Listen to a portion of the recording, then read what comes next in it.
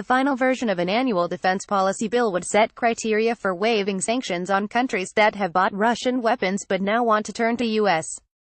version of the provision was originally included in the House-passed National Defense Authorization Act (NDAA) at the request of Defense Secretary James Norman Mattis. Overnight defense. Trump tells veterans he will stand up for America. McConnell, Ryan say Putin not welcome on Capitol Hill. Mattis tries to explain Trump's Iran tweet. Them's request briefing on Trump's private meeting with Putin. Mattis, Trump tweet made clear Iran is on the wrong track, more, but it came under scrutiny last week after President Donald John Trump. 2 women win Georgia Dem runoffs, extending streak for female candidates. Giuliani on Trump. Cohen audio, I've dealt with much worse tapes than this. Roseanne to sit down with Hannity in first television interview since ABC canceled show Moore's summit with Russian President Vladimir Putin.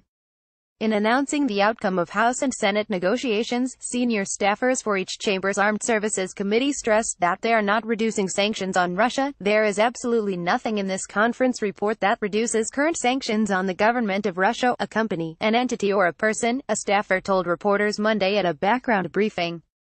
This has all been about, the Russian government has figured out a way to go in like the mafia and at very low cost, stranglehold some countries that we think, from a diplomatic and interoperability perspective, that we should have closer relationships with. At issue are sanctions required by the Countering America's Adversaries Through Sanctions Act, CAATSA, that Congress overwhelmingly passed last year.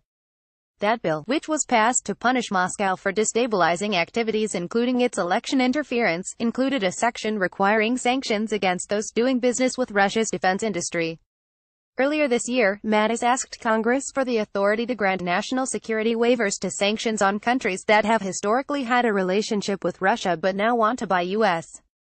weapons. He cited India, Vietnam and Indonesia.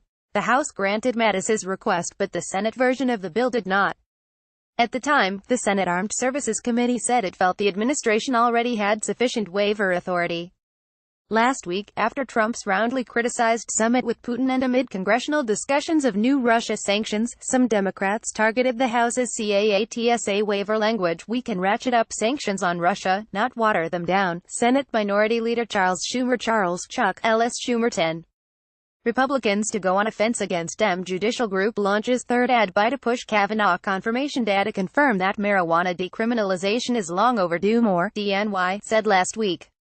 We want to make sure that they are not weakened in any way at all, as some on the House Republican side may be attempting to do. Amid the new scrutiny, Mattis penned a letter to Congress saying that while Russia needs to be punished for its destabilizing behavior, Congress should avoid significant unintended damage on long-term interests. The chairman felt that Secretary Mattis' letter clarified that this was more about helping countries that want to come our way, the House committee staffer said Monday. The waiver criteria included in the final version of the bill says that those seeking a waiver have to prove that they are not a Russian intelligence service, not doing anything to undermine multilateral organizations such as NATO, not doing anything to undermine U.S. operations, and not doing anything to undermine U.S. technology for defense cooperation.